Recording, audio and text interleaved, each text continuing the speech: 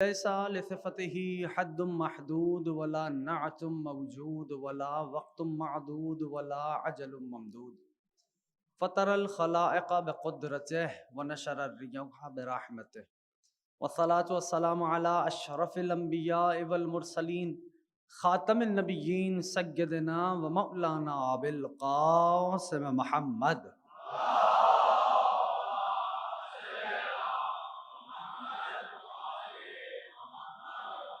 وعلى أهل البيت الطيبين الطاهرين المعصومين المظلومين المنتجبين المنتخبين الميامين. أما بعد فقد قال الله سبحانه وتعالى في محكم كتابه والفرقان الحميد وقوله الحق وهو أصدق الصادقين. بسم الله الرحمن الرحيم والفجر وليال عشر والشفع والوتر والليل إذا يسر هل فی ذالک قسم الذی ہجر. درود بھیجے مل کے محمد آل محمد.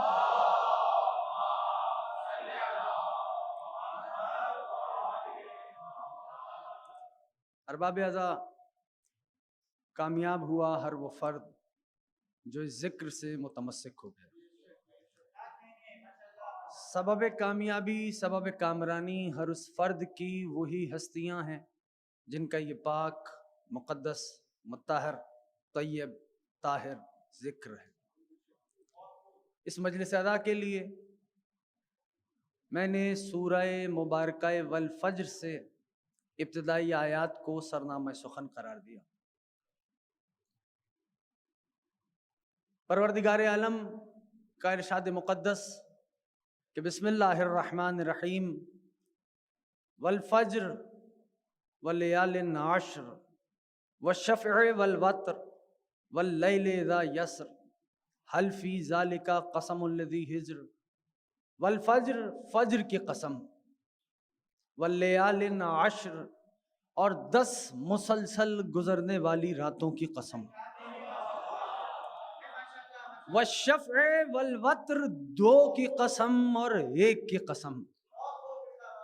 اور اس رات کی قسم جو آہستہ آہستہ ڈھلنے لگے. حل فی ذالک قسم الذی ہجر، کیا عقل والوں کو ان میں کچھ قسمیں دکھائی دیں؟ پروردگار عالم کچھ قسمیں کھا رہا ہے اور پھر اس کے بعد صاحبان عقل کو متوجہ کر رہا ہے کہ کیا عقل والوں کو کچھ قسمیں دکھائی دیں.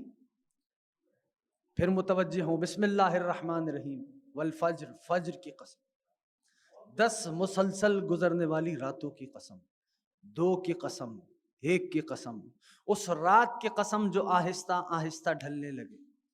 حل فی ذالک قسم الذی ہجر، متوجہ کیا عقل والوں کو، کیا تمہیں ان میں کچھ قسمیں دکھائی دیں؟ عزیزوں، اگر غور کریں اور دقت کریں، یہ قرآن ہے جس کا پڑھنا بھی عبادت ہے، جس کا سننا بھی عبادت ہے نا. اگر دقت کریں تو احساس ہوگا کہ پروردگار عالم حضرت انسان کو متوجہ کر رہا ہے. انسان پر قرآن نے گفتگو کی ہے اور اس انداز سے گفتگو کی کہ کسی مقام پہ آواز دی کہ بسم اللہ الرحمن الرحیم واللہ اخرجکم من بطون امہاتکم لا تعلمون شیئا وجعل لکم السمع والابصار والافئدہ لعلکم تشکرون. سنو، اس کیفیت میں تم دنیا میں آئے ہو کہ تم کچھ نہیں جانتے تھے. یہ انسان پہ قرآن بات کر رہا ہے. ہم نے تمہیں سماعت دی، ہم نے تمہیں دیکھنے کی طاقت دی، ہم نے تمہیں دل و دماغ دیے تاکہ تم ان طاقتوں سے علم کو حاصل کرو، اس کی بارگاہ میں ہدیہ تشکر کو پیش کرو. کسی مقام پہ آواز دی بسم اللہ الرحمن الرحیم هل اتى على الانسان حين من الدهر لم يكن شيئا مذكورا انا خلقنا الانسان من نطفة امشاج نبتليه فجعلناه سميعا بصيرا انا هديناه السبيل اما شاكرا واما كفورا. سنو، تم پہ ایک ایسا وقت بھی آیا تھا کہ تم قابل ذکر نہ تھے، میں نے تمہارا ذکر کر دیا تو تم قابل ذکر ہو گئے. میں نے تمہارا ذکر کر دیا تو تم قابل ذکر ہو گئے. پالنے والے اس انسان کو بنایا کیسے؟ کہا انا خلقنا الانسان من نطفۃ امشاج، ہم نے اس انسان کو ملے جلے آب نجس سے خلق کیا ہے. اور جب خلق کر دیا، بھیجا اس دنیا میں کیوں؟ نبتلی، تاکہ اس کا امتحان لیا جا سکے. اور جب اس دنیا میں بھیج دیا کس کیفیت میں کہ سماعت ہم نے دی، بصارت ہم نے دی، اور بھیجنے کے بعد آواز دی انا ہدینہ السبیل اما شاکرا و اما کفورا۔ تو انسان پہ پروردگار عالم قرآن گفتگو کر رہا ہے، کسی مقام پہ آواز دی بسم اللہ الرحمن الرحیم، لقد خلقنا الانسان من سلالۃ من طین ثم جعلناه نطفة في قرار مکین ثم خلقنا نطفة علقة فخلقنا علقة مضغة فخلقنا مضغة عظاما فكسونا عظاما لحما ثم انشأناه خلقا آخر فتبارک اللہ احسن الخالقین۔ سنو، ہم نے تمہیں مٹی کی سطح سے اٹھایا ہے، پھر تمہیں نطفہ بنا کے رحم مادر میں رکھا، اس نطفے کو ہم نے علقہ جمع ہوا خون بنایا، اس علقے کو ہم نے یعنی گوشت کا لوتھڑا بنایا، اس گوشت کے لوتھڑے میں ہم نے ہڈیاں اگائیں، ان ہڈیوں پہ ہم نے دوبارہ گوشت چڑھا دیا، ثم انشأناه خلقا آخر۔ جب یہ تمام امور انجام پا گئے تو ہم نے اسے مخلوق بنا دیا۔ فتبارک اللہ احسن الخالقین، کتنا بابرکت ہے وہ اللہ جو اس انداز سے خلق کرتا ہے، کتنا بابرکت ہے وہ اللہ جو اس انداز سے خلق کرتا ہے۔ یہاں قرآن کریم ایک منزل آگے بڑھا اور اب ان نعمتوں کا ذکر کیا جو انسان پہ اتاری، آواز دی بسم اللہ الرحمن الرحیم، واللہ جعل لکم مما خلق ظلالا وجعل لکم من الجبال اکنانا وجعل لکم سرابیل تقیکم الحر وسرابیل تقیکم باسکم کذالک یتم نعمتہ علیکم لعلکم تسلمون فإن تولوا فإنما علیک البلاغ المبین یعرفون نعمت اللہ ثم ینکرونها واکثرهم الکافرون۔ فرمانے لگا سنو، تمہارے پروردگار عالم نے تمہارے لیے ہر شے کو نعمت بنایا ہے، اس نے زمین بنائی ہے، وہ زمین تمہارے لیے نعمت ہے، پہاڑ بنائے ہیں، وہ پہاڑ تمہارے لیے نعمت ہے، اس نے سائے کو خلق کیا ہے، وہ سایہ تمہارے لیے نعمت ہے، اس نے سردی اور گرمی سے بچنے کے لیے لباس عطا کیے ہیں، وہ لباس تمہارے لیے نعمت ہے۔ کذالک یتم نعمتہ علیکم لعلکم تسلمون۔ تمہارے رب کی مرضی ہی کچھ ایسی ہے کہ تم انسانوں پر اپنی نعمتوں کو یوں ہی تمام کرتا رہے۔ پالنے والے اتنی نعمتیں دے رہا ہے، کہا کیوں دے رہا ہے؟ کہا اس لیے تاکہ تم ہمارے مسلمان بن جاؤ۔ یہ نعمتیں اس لیے دے رہا ہے تاکہ تم ہمارے مسلمان بن جاؤ۔ اور وہ لوگوں کو متوجہ کیا کہ یعرفون نعمت اللہ، یہ وہ لوگ ہیں جو اللہ کی نعمتوں کو بہت اچھے سے پہچانتے ہیں، ثم ینکرونہا، جان رہے ہیں کہ یہ نعمتیں ہیں، اس کے باوجود ان نعمتوں کا انکار کر رہے ہیں۔ اے حبیب نہ گھبرائیے، واکثرہم الکافرون، اکثریت ہے ہی کافروں کی۔ یہ قرآن ہے عزیزوں، جس پہ پروردگار عالم نے اس انداز سے انسانوں پہ گفتگو کی ہے۔ اور ایک منزل اور آگے بڑھیں، آئیں اب پروردگار عالم نے انسان کی کیفیت کیا رکھی؟ انسان کی کیفیت یہ ہے کہ جب دنیا میں آ رہا ہے، قرآن میں آیت پڑھ کے گیا، کس کیفیت میں آیا کہ لا تعلمون شیئا، کچھ نہیں جانتا تھا۔ جب کچھ نہیں جانتا تھا تو آیا ہے اس دنیا میں، اس کی کیفیت کیا ہے؟ جاہل آیا ہے، کچھ نہیں جانتا۔ ہاں، اب ایک اصول یاد رکھیں اور میں اپنی منزل سے مسلسل ہو جاؤں کہ انسان کی جتنی ضرورتیں ہیں، پروردگار نے ان ضرورتوں کو انسان سے پہلے خلق کر دیا، انسان کو بعد میں بنایا۔ پانی ضرورت ہے، پانی پہلے خلق ہوا، انسان بعد میں بنا، ٹھیک ہے نا؟ آکسیجن ضرورت ہے، آکسیجن پہلے خلق ہوئی، انسان بعد میں بنا۔ اور وہ ضرورت انسان کے ساتھ رہی، انسان چلا گیا، ضرورت رہ گئی۔ زمین ضرورت ہے، زمین پہلے خلق ہوئی، انسان بعد میں بنا، انسان چلا گیا، زمین رہ گئی۔ تو اب اصول طے ہوا کہ جتنی بھی ضرورتیں ہیں وہ انسان سے پہلے خلق ہوں گی، انسان کے ساتھ رہیں گی، انسان چلا جائے گا، ضرورت رہ جائے گی۔ ہاں، ابھی میں نے آیت پیش کی واللہ اخرجکم من بطون امہاتکم لا تعلمون شیئا، اس کیفیت میں دنیا میں آیا، انسان کے کچھ نہیں جانتا۔ تو انصاف سے بتانا کہ جب انسان کچھ نہیں جانتا تو اس کی سب سے بڑی ضرورت کا نام ہدایت ہے یا نہیں؟ سب سے بڑی ضرورت کا نام ہدایت ہے۔ ہاں، ہدایت ہو نہیں سکتی جب تک ہادی نہ ہو، بات یہاں تک آ گئی۔ تو ہادی نعمت ہے، ہادی ضرورت ہے، تو یہاں بھی یہی اصول آئے گا کہ ہادی انسان سے پہلے خلق ہوگا، انسان کے ساتھ دنیا میں رہے گا، انسان چلا جائے گا، ہادی رہ جائے گا۔ انسان چلا جائے گا، ہادی رہ جائے گا۔ اب پروردگار عالم نے ایک سلسلہ قائم کیا۔ اب وہ سلسلہ ہدایت کا آغاز ہوا جناب آدم سے، اور وہ سلسلے چلتا چلتا میرے اور آپ کے نبی آخر زمان حضرت محمد مصطفیٰ احمد مصطفیٰ صلی اللہ علیہ وسلم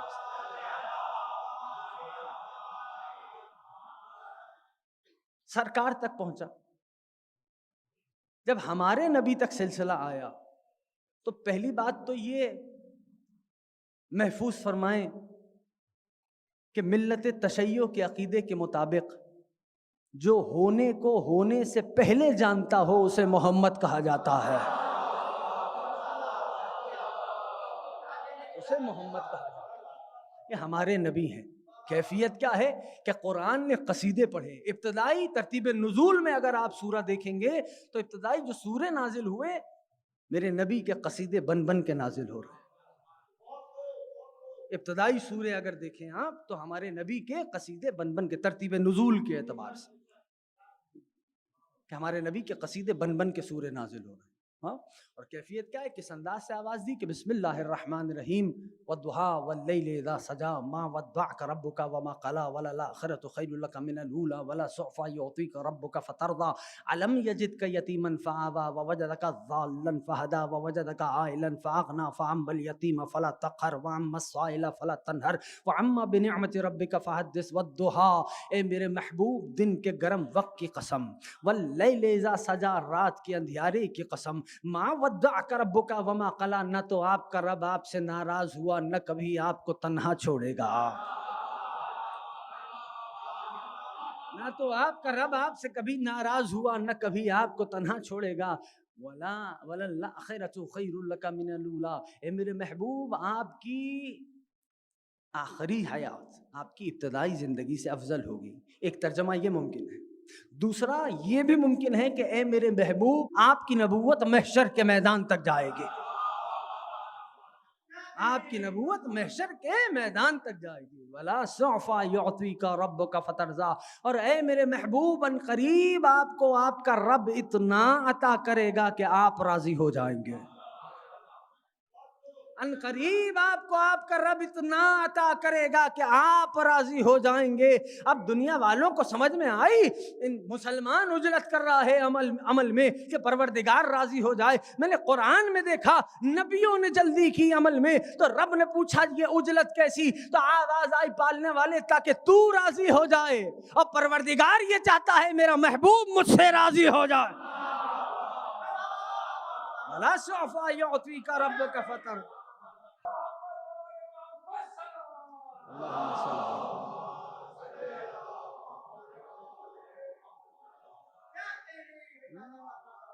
وَلَا سَوْفَ يُعْطِيكَ رَبُّكَ فَتَرْضَىٰ، ان قریب آپ کو آپ کا رب اتنا عطا کرے گا کہ آپ راضی ہو جائیں گے۔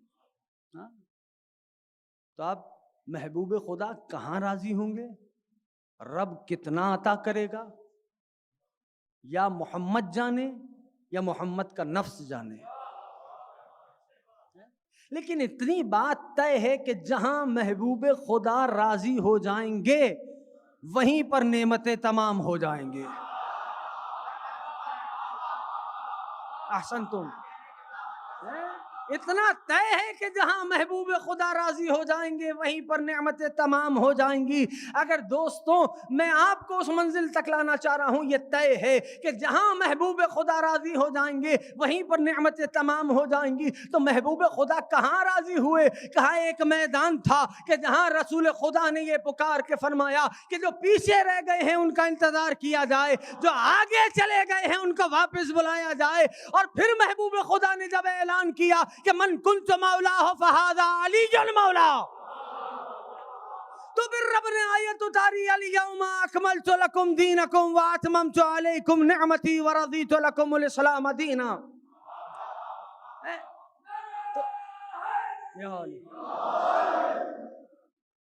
وَلَا سَوْفَ يُعْطِيكَ رَبُّكَ فَتَرْضَىٰ، ان قریب آپ کو آپ کا رب اتنا عطا کرے گا کہ آپ راضی ہو جائیں گے۔ وَلَلْآخِرَةُ خَيْرٌ لَكَ مِنَ الْأُولَىٰ، اے میرے محبوب آپ کی ابتدائی زندگی سے آپ کی آخری زندگی بہت بہتر ہو۔ الم یجدک یتیما فآویٰ، اے میرے محبوب آپ یتیم تھے، کیا ہم نے آپ کو آغوش میں نہیں لیا؟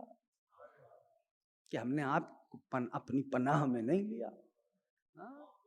غور کر رہے ہیں، کسی نہ کسی نے تو محمد کو آغوش میں لیا ہوگا۔ وَوَجَدَكَ ضَالًّا فَهَدَىٰ وَوَجَدَكَ عَائِلًا فَأَغْنَىٰ فَأَمَّا الْيَتِيمَ فَلَا تَقْهَرْ وَأَمَّا السَّائِلَ فَلَا تَنْهَرْ وَأَمَّا بِنِعْمَتِ رَبِّكَ فَحَدِّثْ۔ عزیزوں اگر دقت کریں اور غور کریں تو اب لکھنے والوں نے لکھا کہ یہ ذرا ایک لمحے کے لیے اس بات کو یوں محفوظ کرے کہ کیا فرمایا پروردگار عالم نے؟ علم یجد کا یتیمن فآوا، اے میرے محبوب آپ یتیم تھے، ہم نے آپ کو اپنی آغوش میں لے لیا، اور پھر فرمایا آپ مفلس تھے، ہم نے آپ کو دولت دی۔ ارے کسی نہ کسی نے تو محبوب خدا کو دولت دی ہوگی۔ اب ذرا قرآن کریم کے اس دستور کی طرف بھی آئیں کہ پروردگار عالم نے کسی بھی غیر معصوم کے عمل کو اپنا نہیں کہا۔ اگر متوجہ ہیں، کسی غیر معصوم کے عمل کو اپنا نہیں کہا۔ چلیں میں دلیل دیتا ہوں، بسم اللہ الرحمن الرحیم، سبحان الذی اسریٰ بعبدہ لیلا من المسجد الحرام الى المسجد الاقصی، پاک ہے وہ پروردگار جو اپنے عبد کو لے گیا راتوں رات مسجد حرام سے مسجد اقصی کی طرف۔ تو کیا خود پروردگار آیا تھا لینے کے لیے؟ کہا نہیں، جناب جبریل امین آئے تھے۔ جبریل ہے سید الملائکہ، جبریل کے عمل کو پروردگار نے اپنا عمل کہا۔ سید الملائکہ یعنی فرشتہ، فرشتوں کا سردار، فرشتہ ہے معصوم، تو معصوم کے عمل کو رب نے اپنا کہا۔ دوسری مثال پھر قرآن سے سنو، بسم اللہ الرحمن الرحیم، وما رمیت اذ رمیت ولکن اللہ رمی، اے میرے محبوب یہ کنکر آپ نے نہیں پھینکے، ہم نے پھینکے۔ پھینکے تھے محبوب خدا نے، رب نے فرمایا ہم نے پھینکے۔ تو پتہ یہ چلا میرے نبی سے بڑا عالمین میں کوئی معصوم نہیں، تو میرے نبی کے عمل کو اللہ نے اپنا کہا، تو پتہ ہی چلا رب جس کے عمل کو اپنا کہتا ہے وہ ہوتا ہے معصوم۔ اب آیت سمجھو، علم یجد کا یتیمن فآوا، اے میرے محبوب آپ یتیم تھے کہ ہم نے آپ کو اپنی آغوش میں نہیں لیا، کسی نے تو محمد کو اپنی گود میں لیا ہوگا، کسی نے تو محبوب خدا کو اپنی آغوش میں لیا ہوگا۔ اور پروردگار کسی غیر معصوم کے عمل کو اپنا نہیں کہتا۔ دو مقامات میں نے آیات پیش کی قرآن کریم سے، یہ محبوب خدا کی ہستی ہے۔ کون؟ کہ جو قدم رکھے صراط مستقیم بنے، جو سانس لے تو شریعت بنے۔ یہ ہمارے نبی ہے، امت مسلمہ ناز کرے کہ اللہ نے اتنے بڑے نبی کا امتی بنا کے بھیجا۔ لکھنے والوں نے لکھا کہ وہ جو جناب نوح کا بیٹا گمراہ ہوا تھا، کس سبب ہوا؟ علماء اسلام لکھتے ہیں کہ چونکہ گمراہ ماں کی گود میں پلا تھا اس لیے گمراہ ہو گیا۔ تو پتہ یہ چلا کہ تربیت فائنل ہے، پتہ چلا گود فائنل ہے۔ اس کا معنی یہ ہوا جیسی گود میں پل جائے گا ویسا ہو جائے گا۔ اس کا معنی یہ ہوا کہ جیسی گود میں پل جائے گا ویسا ہو جائے گا۔ اب یہ طے ہے نا، تو کہنے لگے جناب اس میں حسین ابن علی کا کوئی کمال نہیں، سارا کمال محبوب خدا کی آغوش کا ہے۔ چونکہ سید الشہداء آغوش محبوب خدا میں پروان چڑھے، تو الحمدللہ محبوب خدا کا وہ فرمان کہ حسین منی و انا من حسین، حسین مجھ سے ہے میں حسین سے ہوں، حسین منی و انا من حسین۔ ارے کیا انداز ہے کہ محبوب خدا ممبر پہ ہے، نواسہ وارد ہوا، ممبر چھوڑ دیا، آئے ممبر سے آغوش میں لیا، ممبر پہ لے کے آئے اور فرمایا ایھا الناس، اے لوگوں پہچان لو یہ علی کا بیٹا حسین ہے، فاعرفوہ وانصروہ، اس کو پہچان لو اور اس کی نصرت کرنا۔ نبی کے صحابی ہیں حضرت ابی بن کعب رضی اللہ تعالیٰ عنہ، وہ فرماتے ہیں کہ میں ایک دن بزم رسالت میں تھا، میں نے دیکھا کہ اچانک سے نبی کے چھوٹے نواسے حسین ابن علی بزم رسالت میں نانا کی بزم میں وارد ہوئے۔ محبوب خدا نے نواسے کو آتا دیکھا تو فرمایا مرحباً بک یا ابا عبداللہ، اے ابا عبداللہ مرحبا، اے ابا عبداللہ مرحبا۔ ابی کہتے ہیں کہ میں نے دیکھا جو حسین محبوب خدا کے قریب آئے، نبی نے حسین کی جانب دیکھا اور فرمایا یا زین السماوات والارضین، اے ساتھوں آسمانوں کی زینت حسین مرحبا، اے ساتھوں زمینوں کی زینت حسین مرحبا. جناب عبی بن کعب رضی اللہ تعالی عنہ فرماتے ہیں میں نے بزم بارگاہ رسالت میں دست ادب جوڑے اور میں نے کہا یا رسول اللہ کہ آپ کے علاوہ بھی کوئی زمین و آسمان کی زینت ہو سکتا ہے؟ تو محبوب خدا نے فرمایا عبی پہچان لو یہ علی کا بیٹا حسین ہے، یہ جتنا زمین پہ بلند ہے آسمانوں پہ اس سے زیادہ بلند ہے. یہ جتنا زمین پہ بلند ہے آسمانوں پہ اس سے زیادہ بلند ہے. یہ ابا عبداللہ کی ہستی. زمانہ کیا درک کرے کہ حسین ابن علی کیا ہے. ابا عبداللہ کی ہستی عزیزوں اگر یوں سمجھیں کیسے پتا چلے کہ دین بہت قیمتی ہے، اس دین کی قیمت کیا ہے، کیسے پتا چلے؟ بھائی اتنا قیمتی ہے یہ دین کہ پروردگار عالم نے اس دین کی حفاظت کے لیے 1,24,000 انبیاء کو بھیجا اس دین کی حفاظت کے لیے. کیسے خبر ہو اس دین کی قیمت کیا ہے؟ کہا اگر ایک نبی کے جان کی قیمت پتہ چل جائے تو پھر احساس ہوگا کہ یہ دین کتنا قیمتی ہے. تاریخ ہے کہ جب فرعون کو خبر ہوئی نا کہ کاہنوں نے بتایا کہ ایک بچہ آنے والا ہے جو تیرے تخت و تاج کو تاراج کر دے گا، تو تاریخ لکھتی ہے 70,000 لڑکے قتل ہوئے فرعون نے کروائے. 70,000 لڑکے. تب جا کے نبی خدا حضرت موسیٰ کی جان بچی. تو ایک نبی کی جان کی قیمت کا اندازہ ہو رہا ہے. 70,000 انسانی جانیں. ہاں اب جب یہ پتہ چل گیا تو اب لگاؤ 1,24,000 نبیوں کی جانوں کی قیمت. پھر اس میں جمع کرو ان نبیوں کی تبلیغات کی قیمت، ان کی پریچنگ کی قیمت، ان کی تبلیغات کی قیمت. جب یہ جمع ہو جائیں تو پھر احساس ہوگا کہ یہ دین کتنا قیمتی ہے کہ جس دین کی حفاظت کے لیے پروردگار عالم نے 1,24,000 نبیوں کی جانوں کو صرف کرایا، ان کی تبلیغات ہوئی. ہاں جب یہ احساس ہو جائے کہ یہ دین اتنا قیمتی ہے تب تمہیں احساس ہوگا کہ میرا حسین کتنا قیمتی ہے جو ایک دن میں سارے دین کو بچا کے لے گیا ہے. تب احساس ہوگا کہ نواسہ رسول حسین ابن علی کیا ہستی ہے کہ ایک دن میں سارے دین کو بچا کے. اس منزل تک آ گیا میں کہ آواز دی بسم اللہ الرحمن الرحیم والفجر ولیال نشر والشفع والوتر واللیل اذا یسر هل فی ذلک قسم الذی ہجر. فجر کی قسم، 10 مسلسل گزرنے والی راتوں کی قسم، 2 کی قسم اور 1 کی قسم. اس رات کی قسم جو آہستہ آہستہ ڈھلنے لگے. هل فی ذلک قسم الذی ہجر، کیا عقل والوں کو ان میں کچھ قسمیں دکھائی دیں؟ اور اب تذکرہ کیا اے میرے محبوب کیا آپ نے دیکھا نہیں کہ آپ کے رب نے عاد والوں کے ساتھ کیا کیا، قوم عاد کے ساتھ کیا کیا؟ یہ کون ہے؟ ارم ذات العماد التی لم یخلق مثلها فی البلاد. یہ عاد والے وہ ہیں جو بڑی بڑی عمارتیں بناتے تھے. تو جو ہے اب قرآن تاریخ انسانیت پہ بھی بول رہا ہے، بڑی بڑی عمارتیں بناتے تھے. التی لم یخلق مثلها فی البلاد، اور اس کی مثل شہروں میں خلق ہی نہیں ہوئی. اس کی مثل شہروں میں خلق ہی نہیں ہوئی.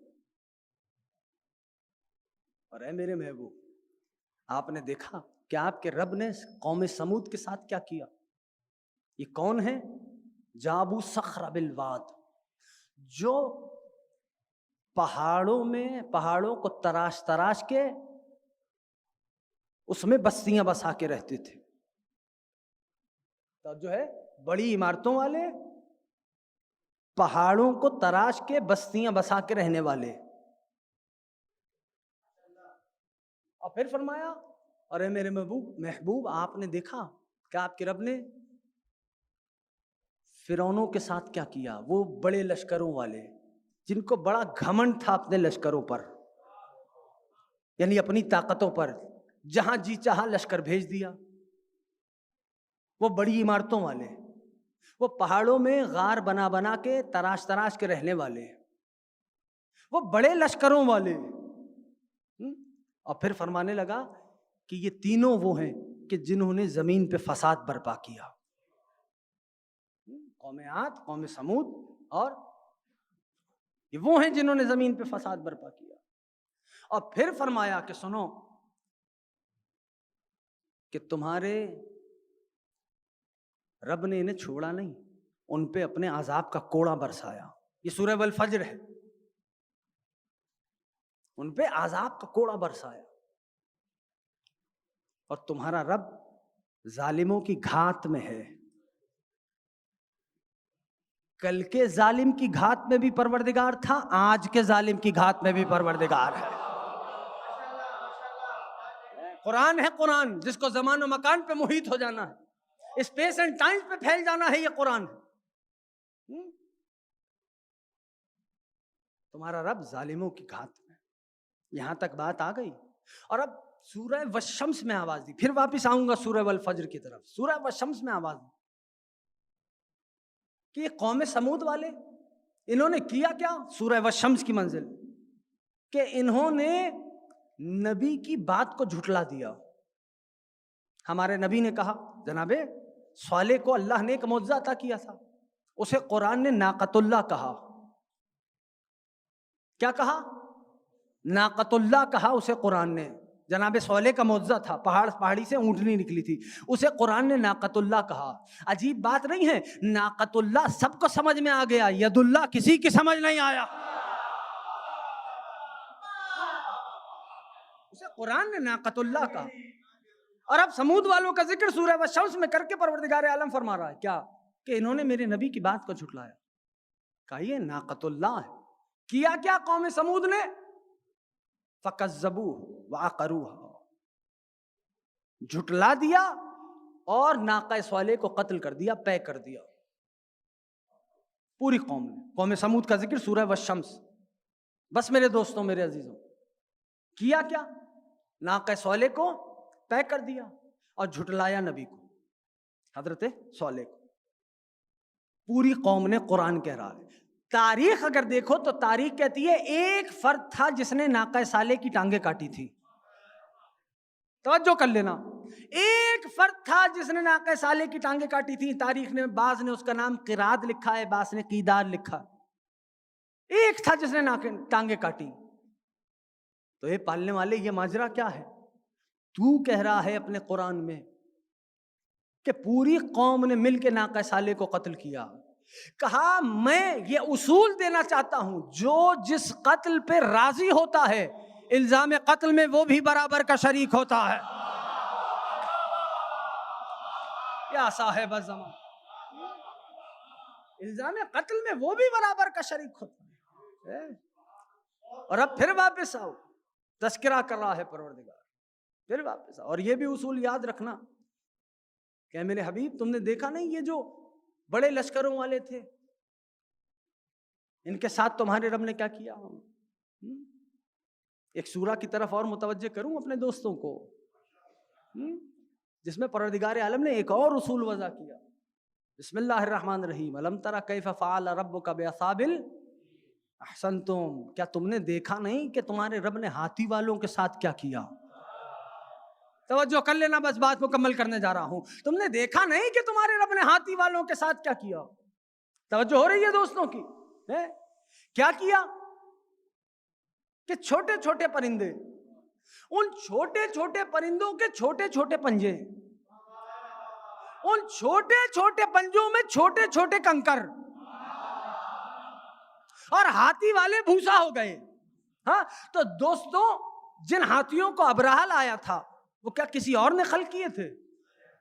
نہیں بھائی، اس سے بڑے ہاتھی جناب عبد المطلب کا پروردگار دے دیتا کا نہیں. میرا اصول یاد رکھنا، جب کبھی کسی بڑے کو ذلیل کرواتا ہوں تو چھوٹے کے ذریعے سے کرواتا ہوں.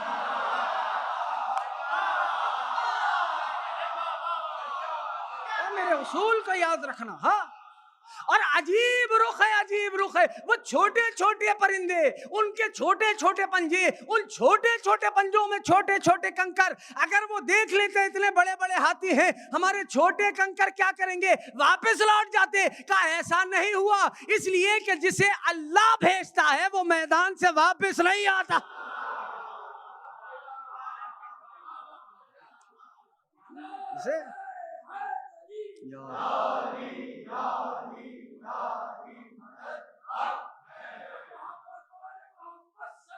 اللہم صلی علی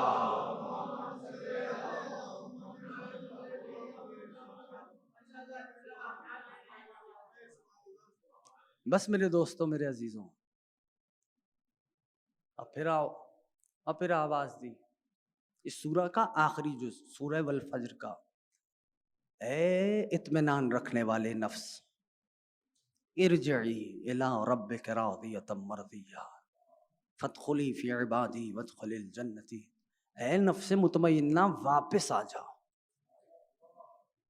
ہاں عزیزوں، اے نفس مطمئنہ واپس آ جا. یاد رکھیے، اب عبداللہ کی ہستی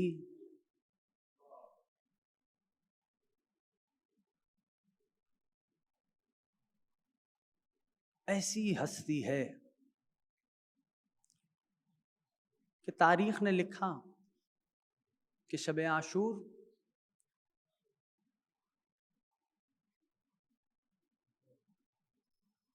جب چراغ گل کیا اور پھر چراغ روشن کیا تو غریب زہرا کی نگاہ مقدس رکی جناب جون پر اور کہا، جون تم غلام ہو، واپس لوٹ جاؤ.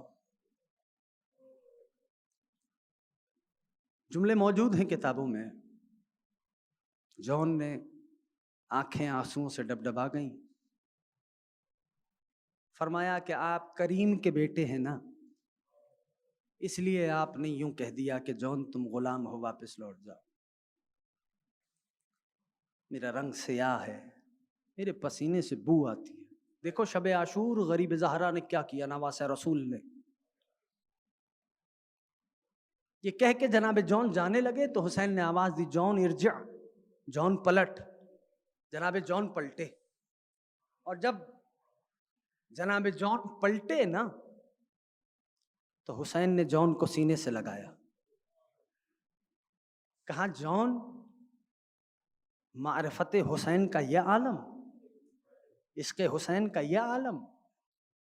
جون جب تو صحیح کہ دور دور سے مشک و عنبر کے تاجر تیری خون کی خوشبو سونگھتے ہوئے نہ آئے، مجھے حسین نہ کہنا. اور تاریخ نے لکھا کہ جب واقعہ کربلا برپا ہو چکا تو لوگوں نے دیکھا کہ ایک شہید کے جسم سے مشک و عنبر کی خوشبو آ رہی ہے. تو اس انداز سے جناب جون کے لاشے کو پہچانا گیا. ہاں عزیزوں، شب عاشور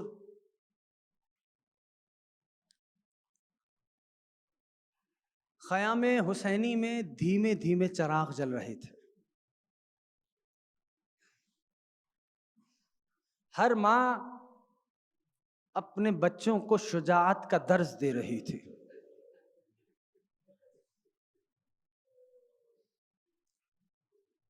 ہر ماں اپنے بچوں کو شجاعت کا درس دے رہی. کہیں ایک خیمے میں بیوائے حسن بیٹھی ہیں اور فرماتی جاتی ہیں، اے میرے لال قاسم، آپ کے علاوہ ماں کے پاس کوئی اور ہدیہ نہیں ہے. اے میرے لال، امو پہ جان قربان کر دیجیے گا. میرا جی یہ کہتا ہے شہزادے نے دست ادب ماں کی بارگاہ میں جوڑے ہوں گے. میرا دل یہ کہتا ہے اور کہا ہوگا، اماں بابا کا جنازہ گھر میں لوٹ کے آ گیا تھا. اماں تیرے بیٹے کا جنازہ بھی نہیں آئے گا. وہیں پر ایک ماں ہے جو ایک زانو پہ ایک شیر کو، دوسرے زانو پہ دوسرے شہزادے کو بٹھلائے ہوئے زلفوں میں ہاتھ پھیرتی جاتی ہیں، کہتی جاتی ہیں اے اونو محمد حیدر کے نواسے ہو، اے اونو محمد جعفر طیار کے پوتے ہو، اے اونو محمد ماموں کے اکبر سے پہلے ماموں پہ اپنی جان قربان کر دینا. ارے تاریخ نے یہ شب عاشور کے منظر لکھے ہیں. وہیں پر عزیزوں ایک ماں ہے جو چھوٹا سا جھولا جھلاتی جاتی ہے، کہتی جاتی ہے اے میرے شیر. یہ کون ہے؟ یہ مادر علی اصغر ہے. ارے وہ 6 مہینے والا. اجرکم اللہ، اجرکم اللہ. تاریخ نے اس بات کو یوں لکھا کہ ایک خیمہ اور ہے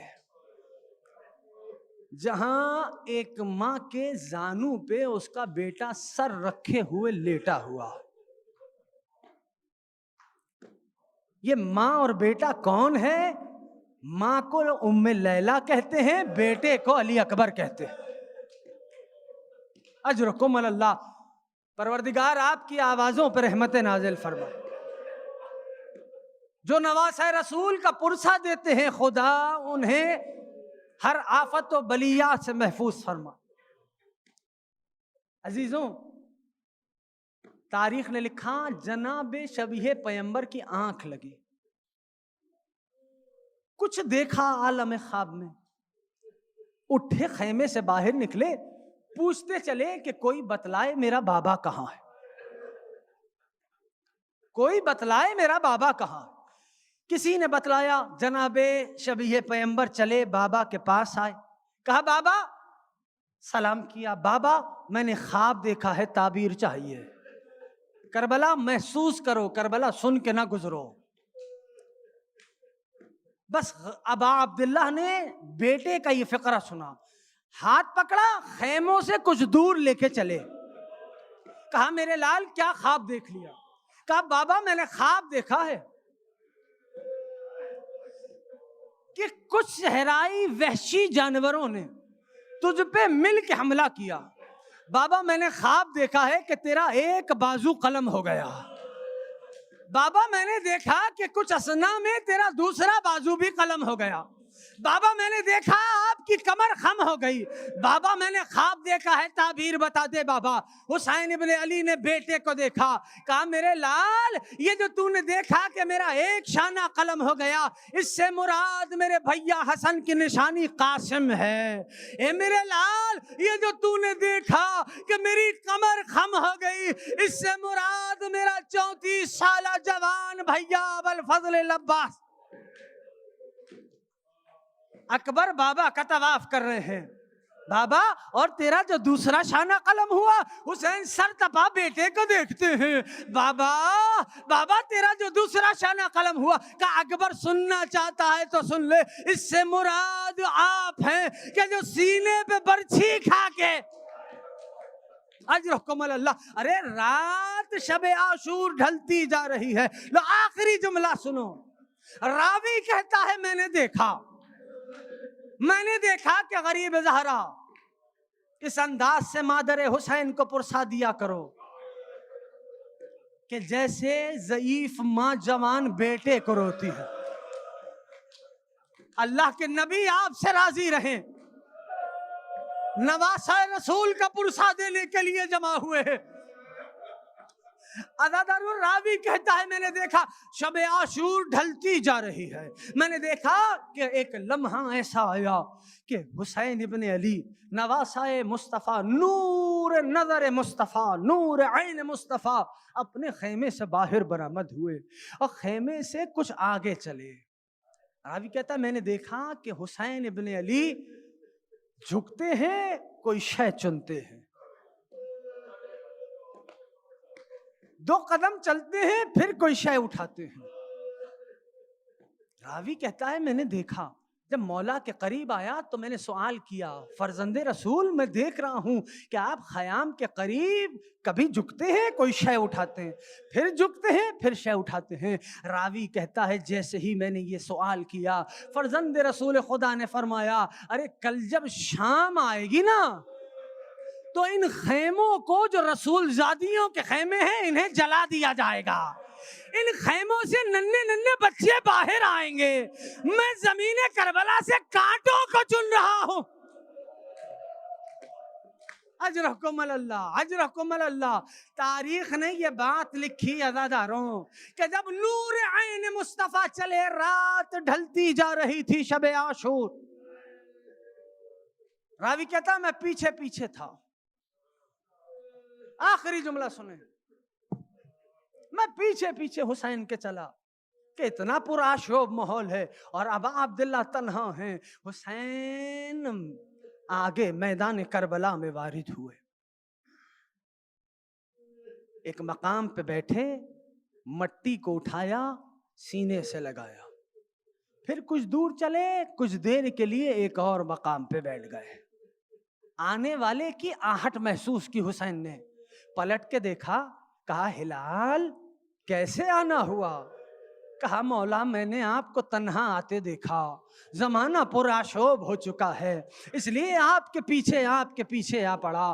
مولا میں دیکھ رہا ہوں کہ آپ منزل میں کسی مقام پہ بیٹھتے ہیں، مٹی کو کربلا کی ہاتھوں میں اٹھاتے سینے سے لگاتے ہیں، مولا یہ کیا ماجرا ہے؟ کہا آؤ ہلال آؤ، ہم تمہیں بتلاتے ہیں۔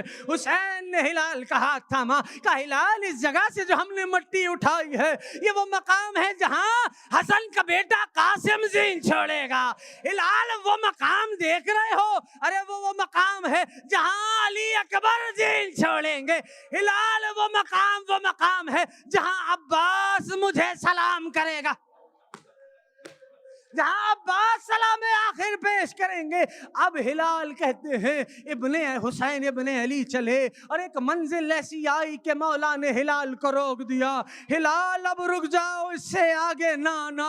ہلال کہتے ہیں میں نے دیکھا فرزند رسول خدا نشیب کی جانب بڑھ رہے تھے، ارے کافی دیر ہو گئی، مجھے وہاں سے کسی بیوی کے رونے کی آواز آ رہی تھی۔ جب کافی دیر کے بعد میرے مولا برآمد ہوئے، میں نے ہاتھوں کو جوڑا، مولا یہ کس کا مقتل ہے؟